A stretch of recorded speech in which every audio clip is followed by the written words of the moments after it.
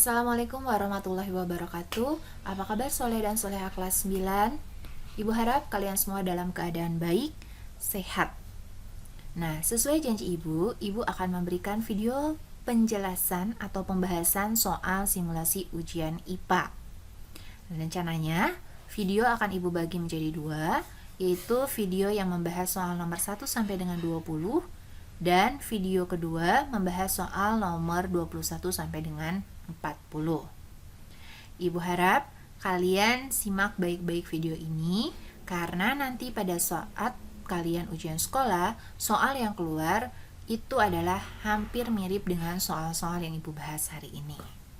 Baik, kita bahas soalnya.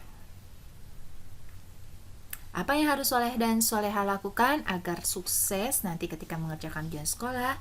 Pelajari dengan sungguh-sungguh setiap pembahasan soal ini.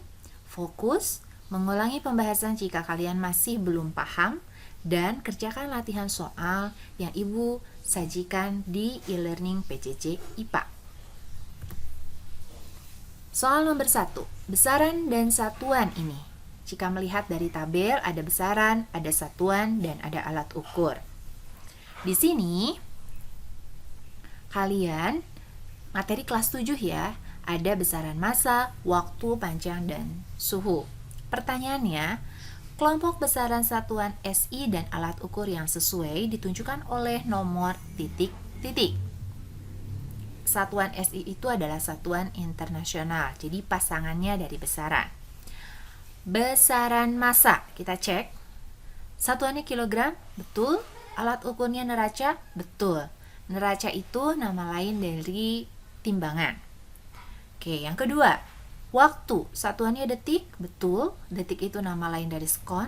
Alat ukurnya ampere meter. Betul atau salah? Salah, harusnya stopwatch atau jam. Ampere meter, alat ukur untuk kuat arus. Betul. Yang ketiga, besaran panjang. Satuannya meter, betul. Alat ukurnya penggaris, betul.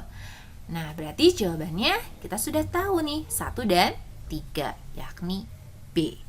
Kenapa yang keempat suhu itu salah? Lihat, besaran suhu, satuannya Celcius, betul Celcius. Tapi, kalau untuk satuan internasional, harusnya adalah Kelvin. Alat ukurnya betul, termometer. Kelas 7, oke. Di kelas 7, kalian sudah membahas tentang besaran dan satuan. Besaran dibagi menjadi 2. Ada besaran pokok dan besaran turunan. Keempat besaran ini yang di dalam soal adalah besaran pokok. Bagaimana dengan 3 besaran lain? Nah, ibu sudah sediakan 7 besaran pokok beserta satuan dan alat ukurnya. Ini yang harus sudah kalian hafal di luar kepala. Panjang dengan satuannya meter, massa dengan satuannya kilogram, waktu sekon, kuat arus ampere, suhu Kelvin, intensitas cahaya kandela, jumlah zat, ya, satuannya mol. Nah, selain dari ketujuh besaran pokok ini, berarti termasuk ke dalam besaran turunan. Jadi nanti kalau ada pertanyaan, mana besaran turunan? Kalian jangan bingung. Pokoknya selain dari ketujuh besaran ini, berarti itu termasuk besaran turunan. Seperti kecepatan, volume, luas, gaya, usaha, dan sebagainya. Massa jenis, itu termasuk besaran turunan. Oke, paham? Berasa paham ya? Kita lanjut ke nomor 2. Soal nomor 2 yang jadi intinya itu adalah ini nih. Nah, diagram perubahan wujud zat. Dari cair ke gas, maaf ya. Dari cair ke gas, gas ke padat, atau padat ke cair, dan sebaliknya. Ini terkait dengan perubahan wujud zat. Pada pembuatan tugas bioteknologi, Mika kebagian membuat donat. Pada bagian finishing, Mika ingin menaruh meses coklat sebagai topping donat tersebut, yang sebelumnya diolesi margarin terlebih dahulu supaya dapat menempel. Agar mesesnya dapat menempel dengan baik, maka yang harus dilakukan Mika adalah titik-titik. Jawabannya D. Membiarkan dahulu donat tersebut sampai dingin, karena jika masih panas, coklat mesesnya akan mengalami peristiwa nomor 6. Cek. Oke, dari padat ke cair, betul? Ya, meses kan zatnya bagaimana? Padat. Kalau dikenai panas akan berubah menjadi cair atau meleleh coklatnya. Nah, kalian harus hafal. Kalau dari cair ke padat, peristiwanya apa? Membeku. Kalau dari cair ke gas, peristiwanya apa? Menguap. Kalau dari gas ke cair apa? Mengembun. Kalau dari padat ke gas, menyublim. Ya. Kalau dari gas ke padat, mengkristal. Nah, supaya kalian paham, Ibu sudah sediakan ini. Silahkan kalian pelajari beserta contoh-contohnya. Ini untuk yang mengembun. Lihat, mengembun berarti prosesnya melepas kalor. Berarti ada titik-titik. Lihat, pada es batu di dalam gelas pasti bagian gelas terluarnya akan terbentuk tetes-tetes air. Ini juga tutup panci. Kalau pada saat memanaskan, tetes-tetes panci di dalam tutup pancinya terdapat tetes-tetes air, itu juga mengembun. Nah, ini menyublim. Selain kapur bagus, ini es batu yang betul-betul dingin.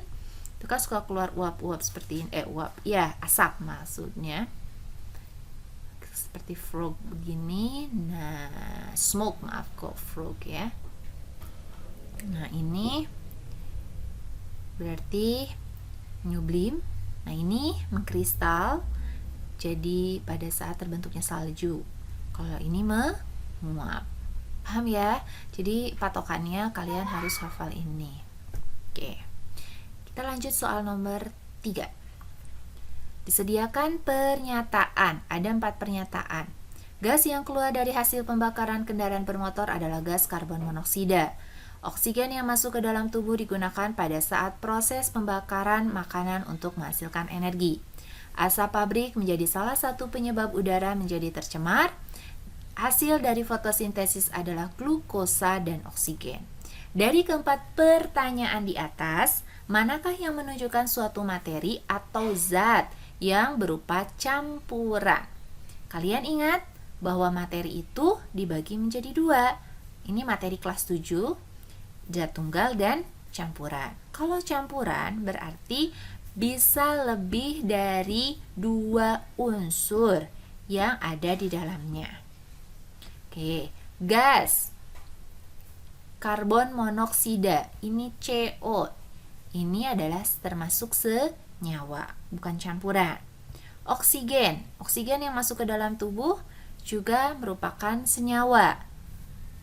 Karena dia O2. Ya, bukan unsur, tapi dia O2 yang masuk ke dalam tubuh itu, maka dia adalah senyawa. Asap pabrik. Nah, ini baru campuran.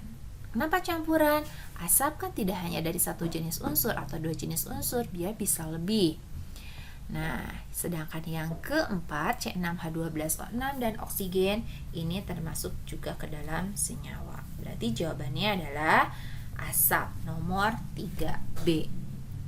Nah, Ibu sediakan, jika kalian masih lupa ingat, Ibu sediakan bagannya. Materi terbagi menjadi 2, zat tunggal dan campuran.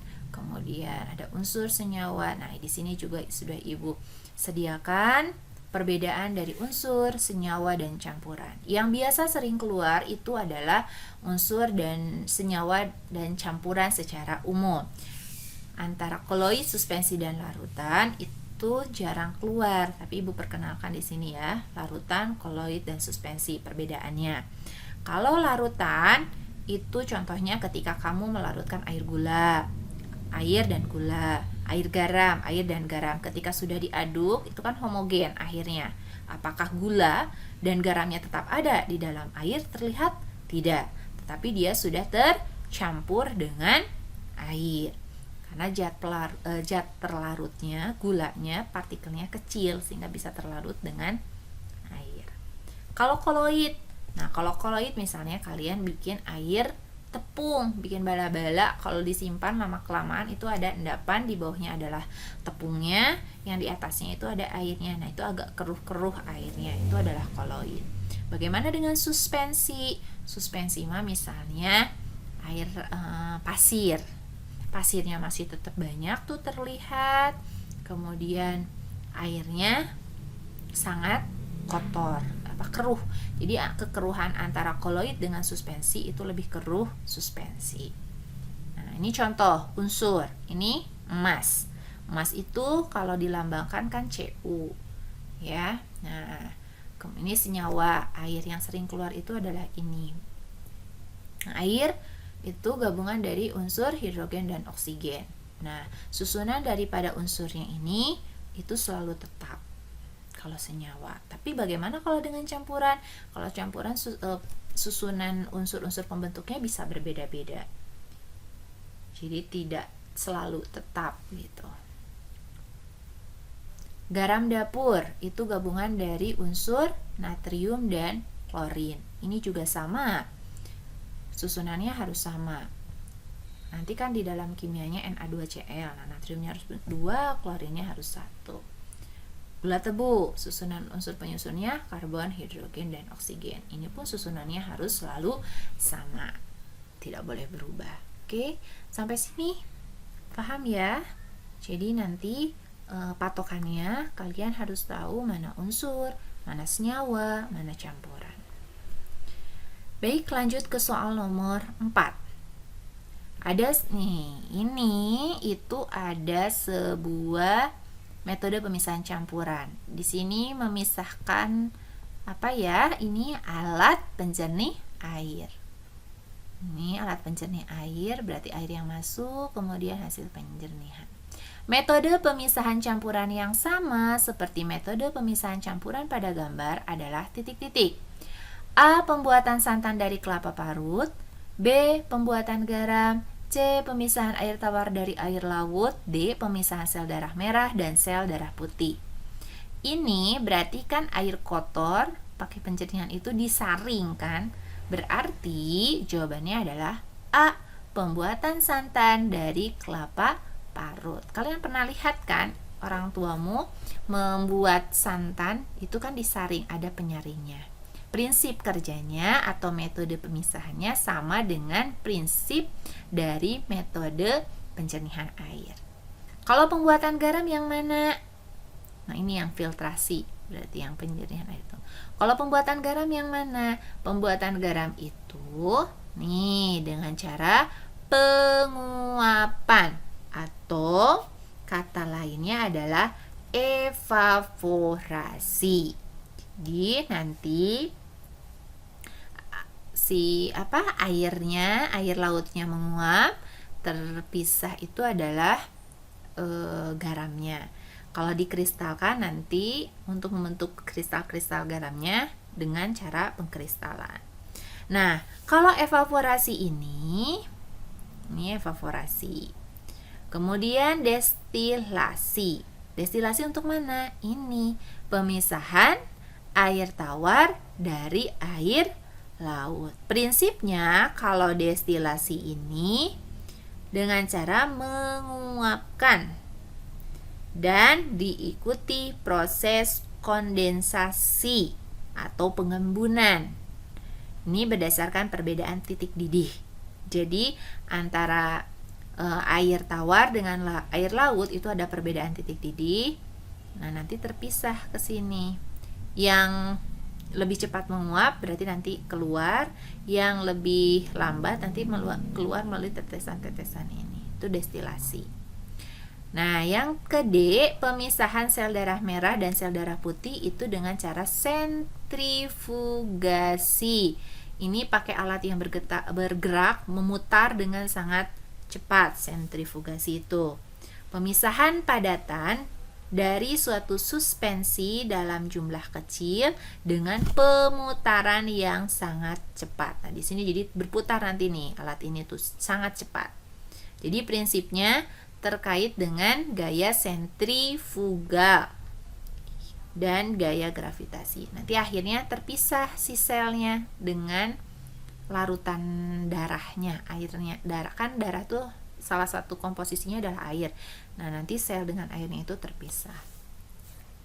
Selain itu juga ada pemisahan sublimasi dan kromatografi. Nah, ini kalau kromatografi, kalau misalnya sebetulnya bisa dilakukan di rumah, ini juga kelas 7 ya, pernah dengan menggunakan kertas saring. Kalau tidak ada kertas saring, bisa menggunakan kertas buram. Titik-titik dari pulpen kalian warna hitam atau warna biru, nanti akan keluar warna terpisah seperti ini. Prinsipnya bagaimana bisa seperti ini? Pemisahan campuran berdasarkan perbedaan kecepatan merambat antara partikel-partikel zat yang bercampur pada medium tertentu. Oke, ya. Jadi kalian harus paham, ini adalah metode-metode pemisahan campuran.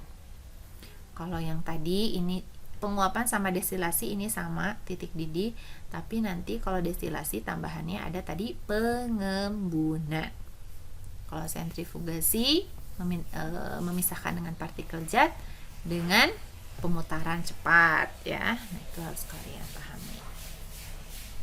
Selanjutnya kita ke nomor 5. Larutan asam basa dan indikator. Ini juga soalnya panjang, tapi sebetulnya yang menjadi intinya adalah ini, yang Ibu tandai merah. Di sini ada tabel, kalian harus terbiasa membaca soal dalam bentuk tabel. Ini tabel. Jenis indikator metil merah berarti dia mengukur nilai pH 4,2 sampai 6,2. Bromkersol ungu tentang nilai pH-nya dari 5,2 sampai 6,8. Berarti ini asam ya. Ini kurang lebih netral, ini berarti kurang lebih ke basa. Nah, padatan senyawa X dimasukkan ke dalam gelas beker yang berisi air. Larutan yang dihasilkan diuji dengan kertas lakmus merah dan biru. Hasil pengujian menunjukkan kertas lakmus merah berubah warna menjadi biru. Adapun kertas lakmus biru tidak berubah warna. Berdasarkan uraian tersebut, pasangan indikator yang tepat untuk menentukan kisaran pH senyawa X adalah di sini berarti selain dengan nanti kalian harus lihat dulu nih perubahan dengan lakmus ini. Kan kalian ingat ya, untuk mengubah larutan asam basa itu dengan menguji larutan asam basa itu dengan menggunakan kertas lakmus merah dan biru. Nah, ternyata lakmus merah berubah menjadi biru. Merah jadi biru.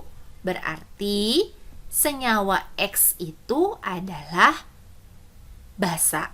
Benar atau salah? Satu lagi, dites lagi pakai biru. Pakai lakmus biru dicelupkan. Oh, tidak berubah warna. Berarti larutan X itu adalah basa. Kita pengen tahu nih, nilai pH-nya berapa, derajat keasamannya. Kalau basa tadi Ibu katakan berapa? Di antara 7,2 sampai 8,8. Berarti kresol merah diuji dengan menggunakan kresol merah. Cari di pilihan yang kresol merah. Oh, A dan B. Ada kresol merah dan metil merah. Cek metil merah. 4,2, 6,2. Nah, ini tadi sudah Ibu katakan pH untuk 4,2 sampai 6,2 ini adalah untuk yang asam. Berarti ini salah. Berarti jawabannya ini adalah B, kresol merah dan brontimol biru. B. Paham ya? Oke, kalau kalian lupa, Ibu tuliskan jenis indikator kertas lakmus. Nah, ini. Jadi, untuk menguji larutan asam basa itu ada yang berupa kertas lakmus.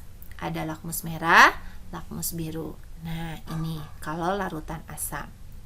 Kalau misalnya larutannya asam, dicelupkan kertas lakmus biru, itu tetap, lakmus biru berubah menjadi merah. Kalau kertas lakmus merah dicelupkan di asam, itu akan tetap merah. Sekali lagi, kertas lakmus biru jika dicelupkan di larutan asam akan berubah merah. Nih, jika kertas lakmus merah dicelupkan larutan asam, tetap merah. Kalau larutannya netral, lakmus biru tetap biru, lakmus merah tetap merah. Larutan basa, lakmus biru dicelupkan tetap biru, lakmus merah berubah menjadi biru. Paham? Ini bisa terlihat dari gambar ya. Larutan basa dicelupkan lakmus biru tetap biru, dicelupkan lakmus merah berubah menjadi biru. Ini tabelnya. Oke, paham ya sampai sini ya. Untuk mengetes larutan itu asam atau basa. Nah, ini untuk nilai pH. Semakin ke kiri, semakin kecil nilai 6, 5, 4, 3, 2, 1, 0.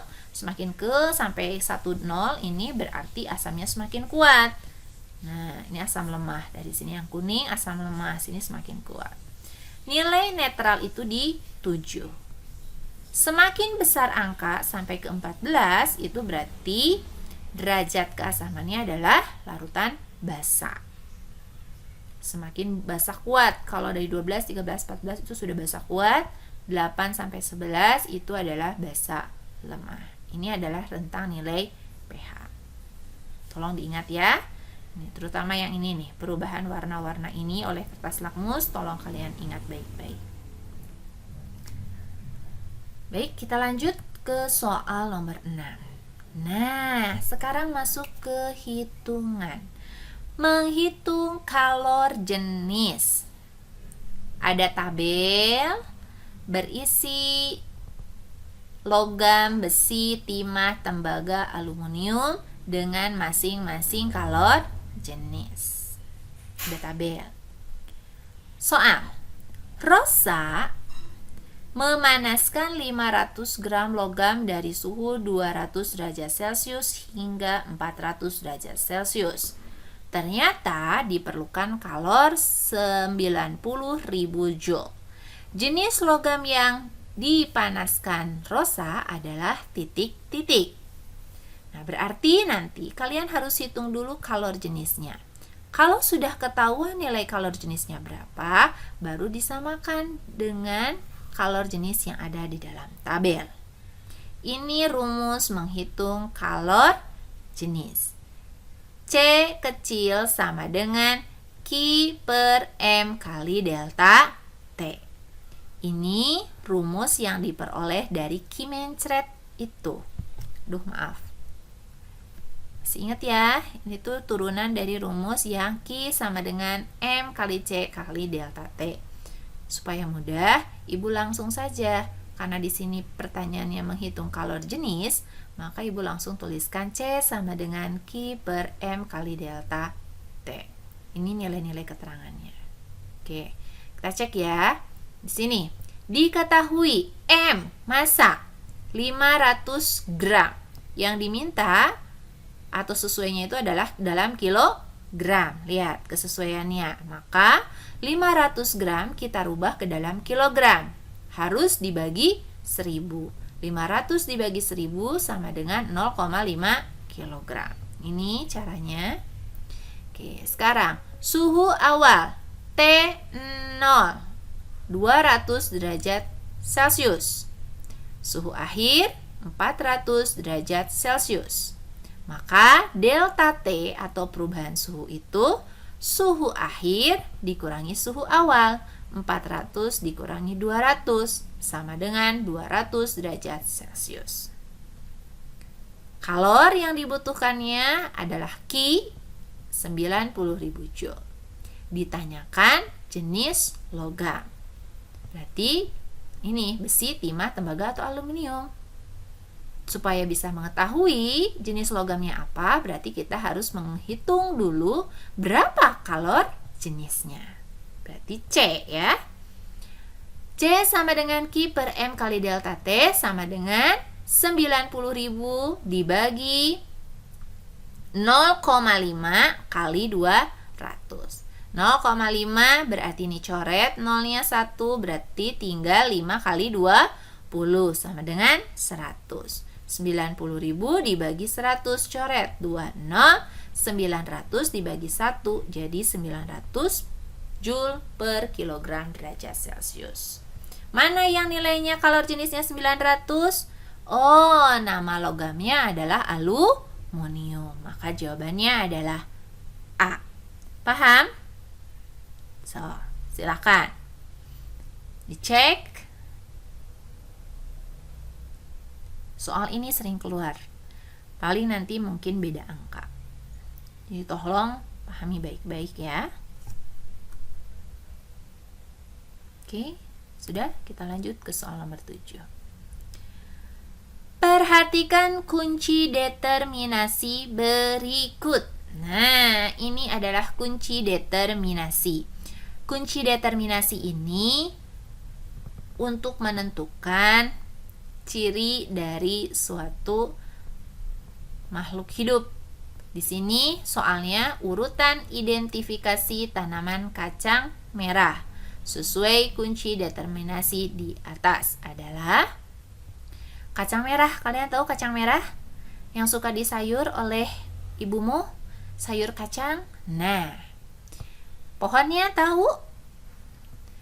Tidak memiliki akar batang dan daun sejati atau mempunyai akar batang dan daun sejati? Ya, kalau kacang merah mempunyai akar, batang, dan daun sejati. Jadi 1B. Cek, mana 1B di sini semua? Oh, A, B, C, D semua 1B. Berarti masuk 1B. Kemudian akarnya masuk ke nomor 2. Akarnya tunggang atau serabut? Kacang merah. Akar tunggang. Cari 1B, 2A. Berarti pilihannya antara A dan C. Ya, 1A, 1B, 2A, 1B, 2A. Oke. Berarti B dan D nggak usah kamu lihat lagi karena sudah berbeda urutannya. Sekarang langsung masuk ke nomor 3. Bertulang daun menyirip. Bertulang daun sejajar. Bentuk bertulang daun menyirip. Kalian tahu daun menyirip itu seperti apa? Aduh, harusnya ibu ini ya, tapi ibu tidak masukkan ini ya. Oke, gini saja. Daun sejajar, bertulang daun sejajar itu seperti padi, daun padi, atau seperti daun pandan, itu bertulang daun sejajar. Nah, kacang merah seperti itu? Tidak, tapi bertulang daun menyirip. Berarti 3A cari. Oke, berarti 1B, 2A, 3A. Yang C sudah 3B. Berarti sudah, ini salah. Pasti jawabannya adalah A. Paham tidak? Jadi kalau misalnya kacang merah ini kan tumbuhan sejati, berarti pasti punya akar, batang, dan daun sejati. Akarnya pasti akar tunggang, bukan akar serabut. Akar serabut itu akar yang kecil-kecil. Bertulang daun menyirip, iya, seperti daun pada umumnya, seperti bulat, kemudian melengkung-melengkung tulang daunnya itu. Kalau kan tidak seperti daun pandan kan, yang panjang gitu. Atau daun padi yang panjang-panjang. Nanti ibu diulang lagi di yang video nanti ya.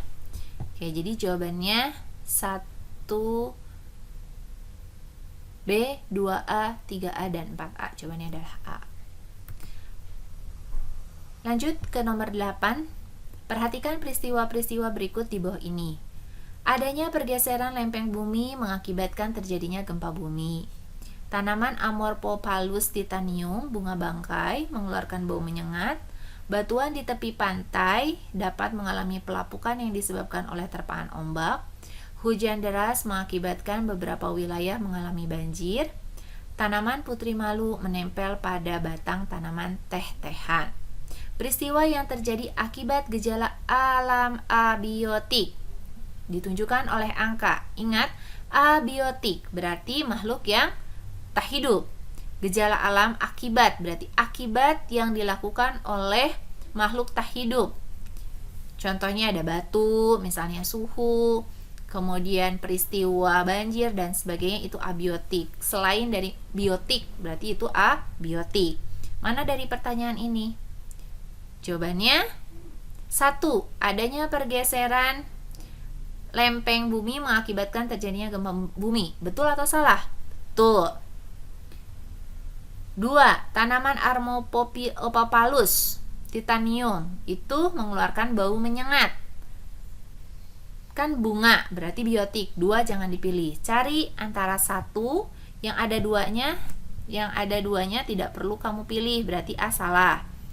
Ini salah karena ada 2-nya. 1 ini betul, ini ada 2-nya tidak. Tidak, berarti ada kemungkinan nomor C. Karena D sudah ada 2 berarti salah ya. C kita cek, berarti jawabannya adalah C. 3. Batuan di tepi pantai dapat mengalami pelapukan yang disebabkan oleh terpaan ombak. Betul, batuan. Kemudian yang keempatnya, hujan deras mengakibatkan beberapa wilayah mengalami banjir. Hujan deras, ini juga abiotik. Jadi yang harus kalian ingat, gejala alam abiotik berarti abiotik itu yang diakibatkan bukan selain makhluk hidup. Kalau nanti pertanyaan berikutnya gejala alam biotik, berarti peristiwa yang disebabkan oleh makhluk hidup. Oke, paham ya? Itu mudah. Masuk ke soal nomor 9. Nah, ini Ibu tanya, ini rantai makanan atau jaring-jaring makanan nih gambar ini? Oke, gambar ini adalah jaring-jaring makanan. Jaring-jaring makanan itu berarti kumpulan dari rantai makanan. Contohnya, tumbuhan dimakan kelinci, dimakan rubah, itu satu rantai makanan.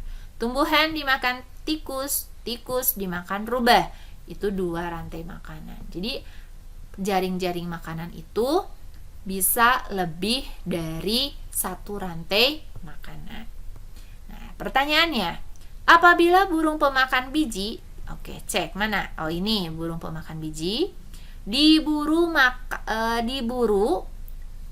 bukan makan ini ya, tapi maka yang akan terjadi adalah jumlah belalang akan menurun. Berpengaruh gitu ke sini? Kalau ini diburu? Tidak. Jumlah tumbuhan menurun. Tentu saja kalau ini diburu, pasti jumlah tumbuhan akan lebih banyak. Karena yang memakan tumbuhannya kan berkurang. Oke, berarti salah. Laba-laba meningkat. Oke, kalau ini diburu, dia dimakan rubah. Laba-laba meningkat. Ya, terjadi hubungan predasi antara rubah dengan elang. Predasi itu predator. Jadi saling memakan, elang makan rubah. Enggak ya. Jadi lebih ke laba-laba meningkat. Oke. Sip. Coba dipahami dari rantai makanan ini.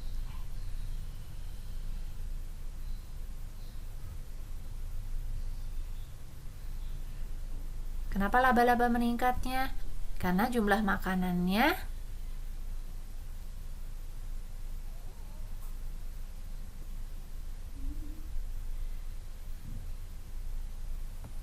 ini kan laba-laba jadi meningkat nih. Laba-laba meningkat.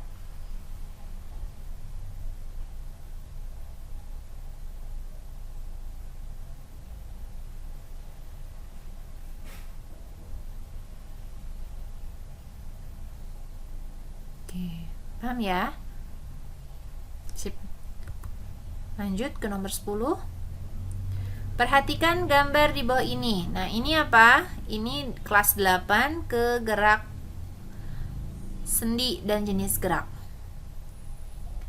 Nah, ini tuh kalau tangan menekuk, mengangkat gitu ya. Ini adalah gerakannya gerakan menekuk atau membengkok, itu fleksi. Nih, seperti ini. Kalau diluruskan itu ekstensi. Jenis geraknya. Kalau jenis, berarti jawabannya adalah kalau karena dia menekuk tidak lurus ke bawah, berarti antara B dengan D, fleksi dan fleksi ya. Tapi lihat sendinya, apakah sendi peluru atau sendi engsel? Sendi engsel. Nah, sendi engsel. Kayak engsel pintu kan, begitu engsel, disebut sendi engsel. Kalau sendi peluru itu sendi gulungan yang bisa ke daerah ini nih, ini sendi peluru. Oke ya. Ini sendi peluru. Jadi kalian harus pahami gambar ini. Oke, lanjut. Nomor 11. Tabel berikut menunjukkan data hasil percobaan pengukuran gerak mobil mainan. Dari data yang diperoleh dapat disimpulkan jenis gerak mobil mainan A dan mobil mainan B adalah, ini berarti terkait dengan GLB, B, dan GLB. Masih ingat? Kalau GLB itu singkatan dari gerak lurus beraturan. Kalau GLBB, gerak lurus berubah beraturan. Kita cek ya. A. Kita pakai rumus V sama dengan S per T. Kalau GLB, nilai V itu selalu tetap. Meskipun waktunya bertambah, tapi nilai V selalu tetap. Tapi kalau GLBB, nilai V itu akan berubah-ubah. Dapat dipercepat atau diperlambat. Nah, Masya Allah, maaf ya. Sebentar. Nah, berarti kalau ini waktunya, lihat, kan ini semakin bertambah. Kita cek V sama dengan S per T. S-nya 4, waktunya 1. 4, berarti ya P per 1. 8 per 2, 4 juga. 12 per 3, 4 juga. 12 dibagi 3, 4. Berarti ini baik dari waktu detik pertama, detik kedua, detik ketiga, tetap V-nya 4. Berarti A itu pasti GLB. Mana yang GLB? Nah, yang lainnya ini depannya GLBB. C dan D, cek ya. Nah, sekarang GLBB. Pasti B ini GLBB, tapi kita tidak tahu apakah dia diperlambat atau dipercepat. Kamu cek. Dari sini, hitung V-nya juga. 3 bagi 1 atau S per T, 3. 3 bagi 1. 12 bagi 2, S per T, 12 bagi 2 berapa? 6. 27 dibagi 3, 9. Tadi di sini 3, di sini 6, di sini 9. Ada perubahan tidak? Ada. Semakin besar atau semakin kecil? Semakin besar. Nilai V-nya. Berarti GLBB-nya dipercepat. Maka jawabannya adalah C. Nah, ini memang kemarin keliru ya. Sudah kami anulir untuk soal ini, berarti answer-nya ini harusnya C. Oke. GLBB dan GLBB dipercepat. Kenapa B terbalik pertanyaan? Sebetulnya pertanyaannya ini kan A dulu, maka di sini harusnya GLB. B-nya baru GLBB dipercepat. Ya, jadi jawabannya C harusnya. Sudah kami anulir ya untuk jawaban kemarin kalian. Jadi soal ini tidak dipakai. Tapi nanti kalau ada soal ini lagi, kalian harus sudah paham. Begitu caranya. Dan tentunya kuncinya sudah kami betulkan. Oke. Kita lanjut ke nomor 12. Nah, ini ada banyak gaya pada satu benda ya. Ada 3 gaya. Berikut ini dari gaya-gaya yang bekerja pada masing-masing benda, manakah yang sesuai dengan hukum Newton 1? Ingat, hukum Newton 1 itu bunyinya adalah sigma F sama dengan 0. Apa sih sigma F? Sigma F itu adalah resultan gaya, jumlah dari gaya. Misal, Masya Allah. Nah, misalnya nih, pada gaya benda pertama, ini kan ada 3 gaya di sini bekerja ya. Nah, kalau resultan gaya, lihat tanda panah ininya nih. Nah, ini berpengaruh ya. Jadi jangan kamu abaikan. Semua ini ke arah kanan, berarti nilainya positif. Di sini nih. Gambar 1, sigma F 6 Newton ditambah 3 Newton ditambah 3 Newton. Jadi 12 Newton. Gambar 2. Ini ke arah kanan, ini ke arah kanan, ini ke arah kiri. Maka 3 Newton ditambah, karena dia ada yang ke kiri, berarti negatif 3 Newton. Ini sebagai arah kiri ya, negatif itu ditambah 3 Newton, karena dia ke arah kanan. Karena dia resultan, ini arahnya itu berpengaruh. 3 Newton ditambah negatif 3 berarti jadi 0 ditambah 3 sama dengan 3 Newton. Gambar ketiga, sigma F 6 Newton. Ini ke arah kanan berarti dia positif, ditambah negatif 3 Newton. Ditambah, ini juga sama, lihat tanda panahnya ke kiri, berarti negatif 3 Newton. 6 ditambah negatif 3 ditambah negatif 3, jadi 0. Maka yang sesuai dengan hukum Newton, sigma F sama dengan 0, itu adalah gambar nomor 3. Jawabannya C. Gambar 4-nya.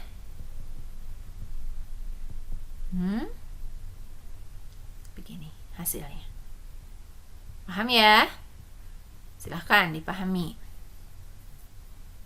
Oke. Lanjut ke nomor 13. Nah, ini juga sama.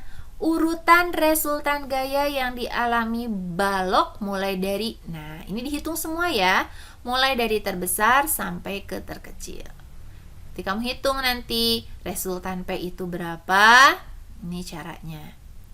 Sama, ini juga tanda panah ke kanan dan ke kiri tolong diperhatikan, nanti digunakan untuk diperhitungannya. Kalau dia ke kiri berarti negatif, kalau ke kanan dia positif. Tidak perlu ditulis positif ininya. Ini berarti positif ya. Dihitung semua PQRS, ini hasil perhitungannya.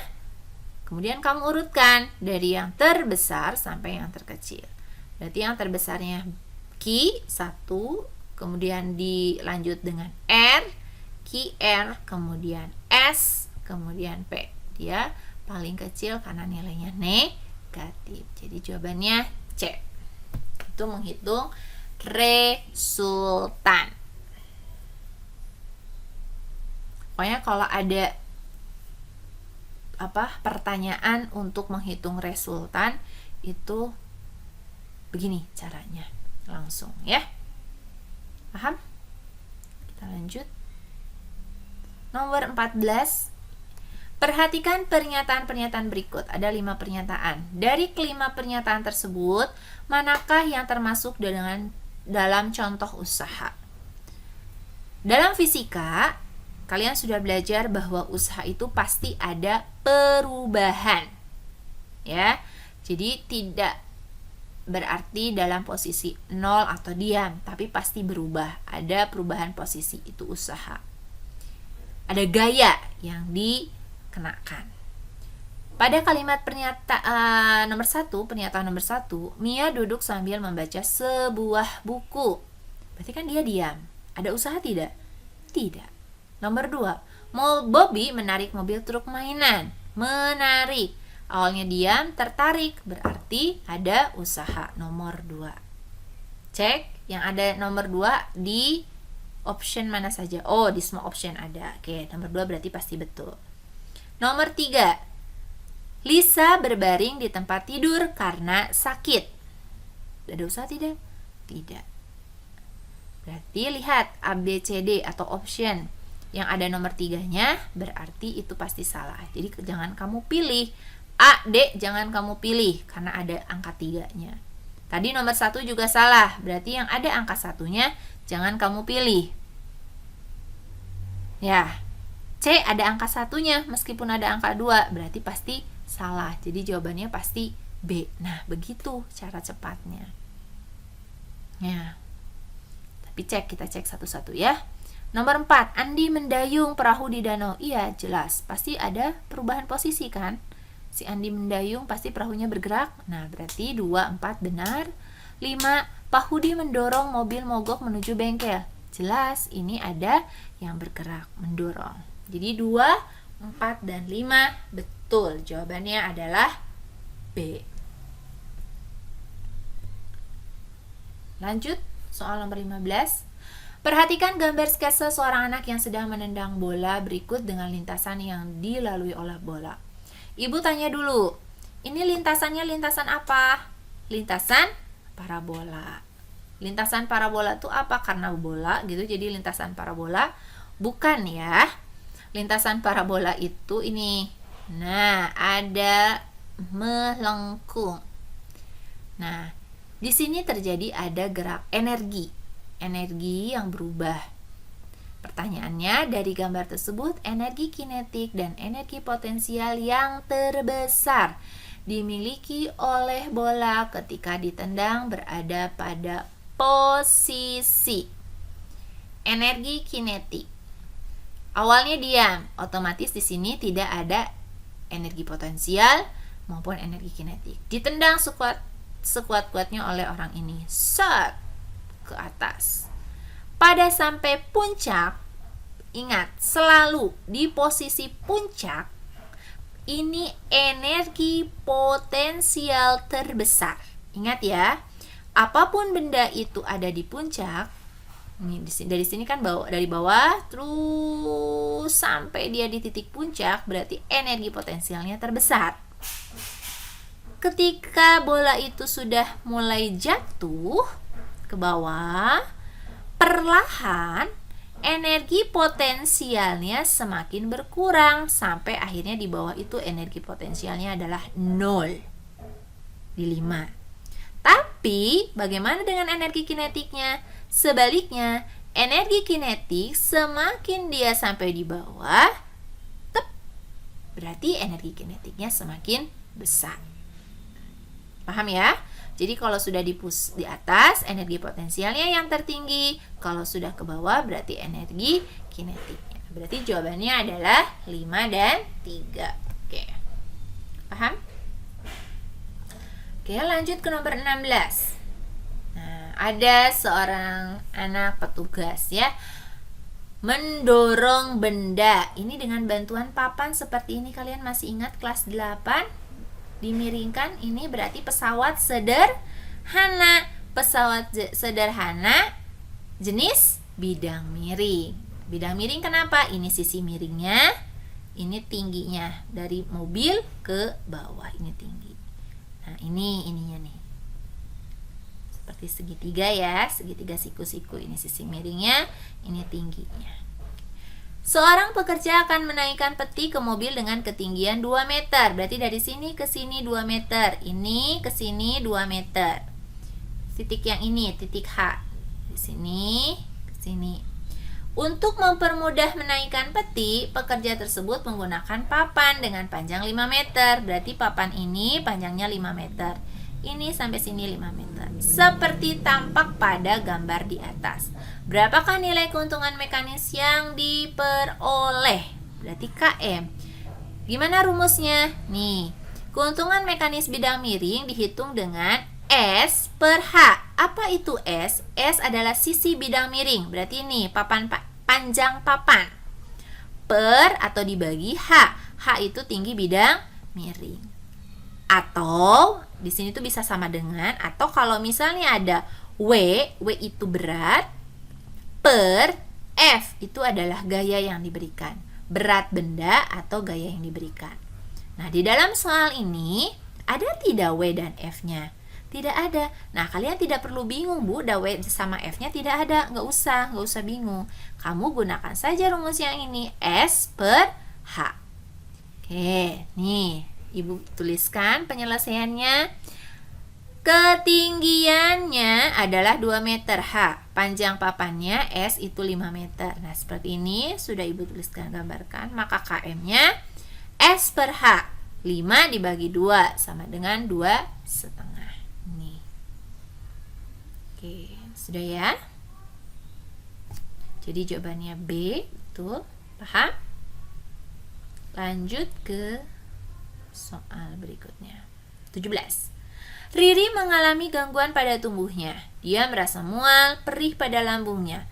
Hal yang harus dilakukan Riri adalah makan yang teratur dan mengandung gizi yang cukup, banyak mengkonsumsi makanan yang berserat, mengurangi makanan dengan kadar garam tinggi, menghindari makanan yang mentah. Yang mana? Tentu saja dia merasa mual, perih pada lambungnya. Dia lapar ya. Harus makan yang teratur dan mengandung gizi yang cukup. Ini Ibu rasa mudah. Nah, nomor 18. Pada kemasan minuman ringan tercantum komposisi dari minuman sebagai berikut: air, gula, asam sitrat, konsentran stroberi, perisa stroberi, natrium benzoat, dan natrium siklamat. Bahan yang dicetak tebal berfungsi sebagai titik-titik. Pewarna, pemanis, pengawet, penyedap. Apa kalau natrium benzoat? Natrium benzoat itu pengawet. Nah, ini adalah zat aditif. Ya, di materi kelas 8, zat aditif itu adalah zat yang tambahan yang bisa dimasukkan ke dalam makanan atau minuman. Tentu saja dengan jumlah yang tidak terlalu banyak. Ini buatan ya, natrium benzoat ini sebagai pengawet. Kalau natrium siklamat, pemanis. Kalau penyedap contohnya MSG, micin, sasa, itu di penyedap. Kalau pewarna, kalian suka baca tartrazin. Nah, itu salah satu pewarna. Ini jadi tentang zat aditif ya. Biasanya sering keluar tentang pengawet, penyedap, ini biasanya sering keluar. Oke, nomor 19. Berikut ini yang merupakan gangguan atau penyakit terkait sistem peredaran darah. Wasir sama varises. Wasir sama varises betul sistem peredaran darah, tapi maaf, itu bukan penyakit sistem peredaran darah. Dia sistem pencernaan. Migrain, asam urat, stroke, ini sistem peredaran darah, stroke dan migrain. Tapi kalau asam uratnya bukan, dia termasuk penyakit gangguan itu pada sistem ekskresi. Asam urat itu kan dikeluarkan kalau ginjalnya sudah ada gangguan. Kemudian stroke, varises, dan wasir, ini semua betul, jadi jawabannya C. Oke. Terakhir untuk video ini, pemerintah Desa Wanayasa ingin membuat bendungan. Beberapa bendungan dipresentasikan. Desain bendungan yang paling tepat mana? 1, 2, 3, atau 4? Ya, jawabannya adalah B. Kenapa B? Lihat. Ini terkait prinsip di kelas 8 itu kalian sudah belajar tentang hidrostatis. Air. Nah, tekanan air. Kalau semakin ke bawah, tekanan air itu kan semakin tinggi, semakin besar. Makanya kalau misalnya ke laut itu semakin dalam itu tekanan semakin besar. Untuk tekanan paling dalam, maka supaya tekanan yang jadi lebih kecil, dibuat bagian dasar itu melebar. Kalau ini nanti tidak akan bisa menahan tekanan air, apalagi ini kecil. Kebesar ke atas untuk apa? Nah, kalau ini sudah ditahan, karena semakin besar tekanannya akan jadi semakin kecil. Karena semakin besar air itu semakin bawah semakin besar tekanannya. Oke. 20 soal sudah Ibu bahas. Ibu rasa ini pelajaran kelas 7 dan 8. Nanti di video kedua itu pelajaran kelas 9. Nah, kalian kalau masih belum mengerti, bisa ulangi lagi video pembahasannya. Setelah itu kerjakan latihan soalnya di e-learning PJJ IPA latihan TO1. Nah, semoga bermanfaat. Sukses untuk kalian. Wassalamualaikum warahmatullahi wabarakatuh.